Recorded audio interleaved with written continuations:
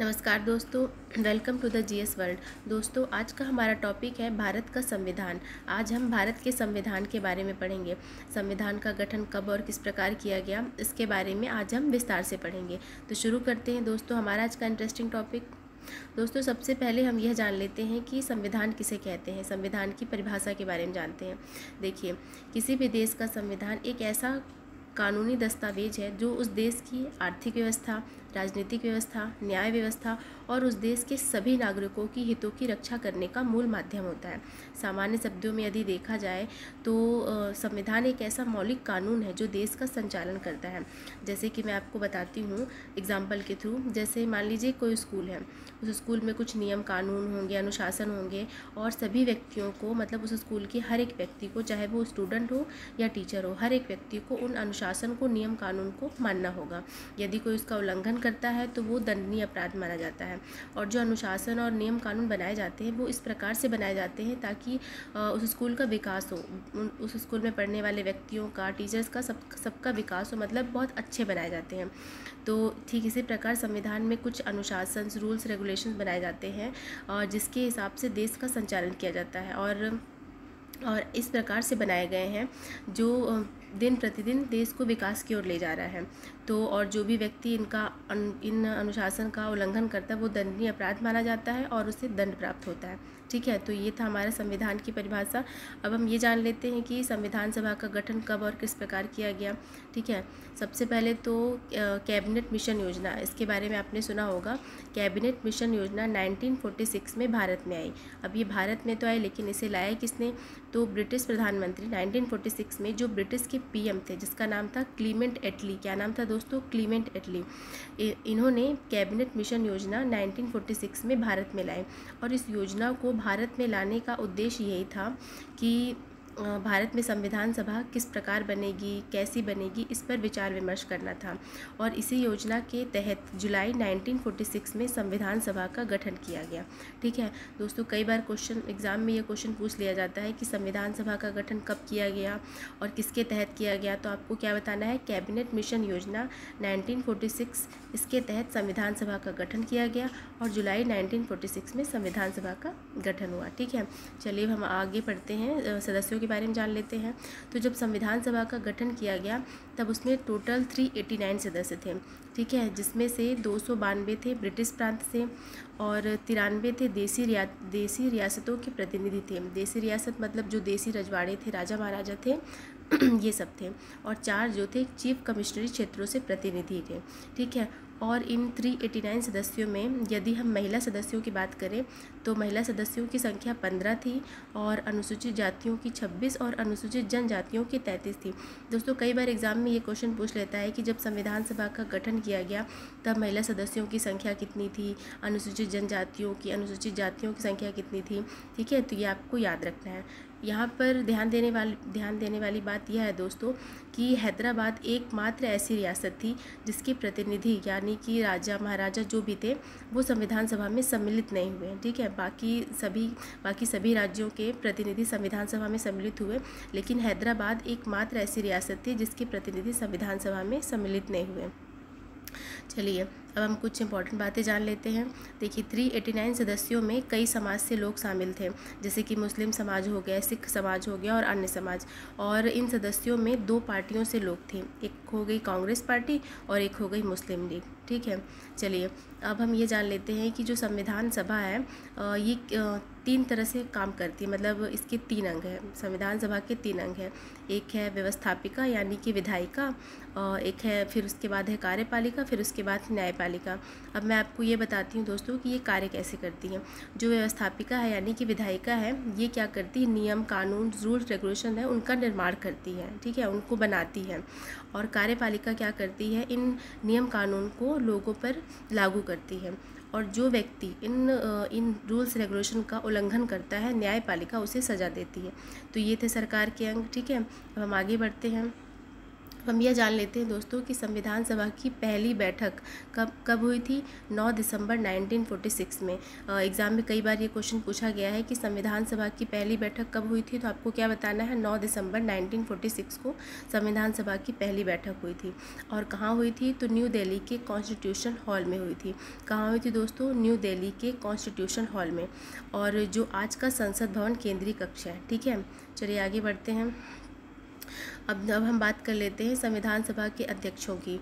तो संविधान सभा के अस्थायी अध्यक्ष 9 दिसंबर 1946 को चुने गए, और उनका नाम था श्री सच्चिदानंद सिन्हा। ठीक है, और अब हम स्थायी अध्यक्ष की बात करते हैं। तो ठीक 2 दिन बाद 11 दिसंबर 1946 को डॉक्टर राजेंद्र प्रसाद संविधान सभा के स्थायी अध्यक्ष के रूप में चुने गए। ठीक है, उसके बाद 13 दिसंबर 1946, ठीक 2 दिन बाद 13 दिसंबर 1946 को पंडित जवाहरलाल नेहरू ने एक उद्देश्य प्रस्ताव पेश किया।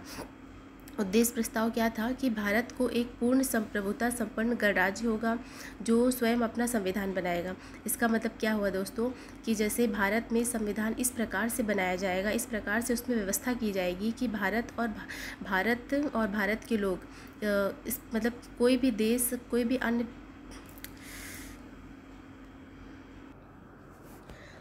संप्रभुता संपन्न गणराज्य का मतलब होता है दोस्तों कि जैसे भारत में ऐसा संविधान बनाया जाएगा, उसमें ऐसी व्यवस्थाएं की जाएंगी कि भारत और भारत के लोगों पर कोई भी विदेशी सत्ता आकर अधिकार नहीं जता सकती, ना ही भारत में कोई भी विदेशी सत्ता आकर अपना राज्य कर सकती है। भारत और भारत के लोग जिस व्यक्ति को अपना राजनीतिक राजा चुनेंगे वो ही भारत पे शासन करेगी। तो पंडित जवाहरलाल नेहरू जी ने ये उद्देश्य प्रस्ताव रखा, और 22 जनवरी 1947 को सर्वसम्मति के साथ ये उद्देश्य प्रस्ताव स्वीकार कर लिया गया। ठीक है, चलिए अब हम आगे बढ़ते हैं। अब हम समितियों के बारे में जान लेते हैं कि संविधान सभा में कितनी समितियां हैं, उसमें से प्रमुख क्या है। तो संविधान सभा में 13 प्रमुख समितियां हैं, जिनमें से कुछ के बारे में हम पढ़ेंगे। समितियों के बारे में पढ़ने से पहले हम कुछ इंपॉर्टेंट बातें जान लेते हैं। दोस्तों एग्ज़ाम में ये क्वेश्चन कई बार पूछा गया है कि संविधान सभा के संवैधानिक सलाहकार कौन है। संविधान सभा के संवैधानिक सलाहकार कौन है, तो आपको क्या बताना है, BN राव। पूरा नाम क्या है दोस्तों, BN राव का पूरा नाम क्या है दोस्तों, बेनेगल नरसिंह राव। क्या नाम है, बेनेगल नरसिंह राव।